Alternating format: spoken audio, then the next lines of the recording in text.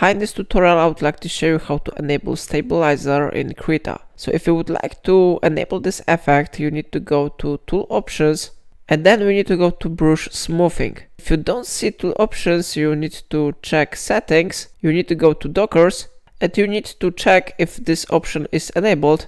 If not, you need to check it. So now we need to go to brush smoothing and we need to change it from basic to stabilizer. You will see more settings here. You can change sample count, delay, stabilize sensor settings.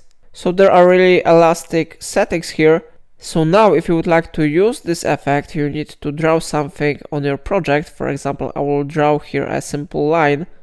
So how you see it is really great option, which may be really useful in your projects. So I recommend you to test this option. Maybe it will be helpful for you too. So it's all for today. If I helped you to do it, remember to like this tutorial and subscribe my channel.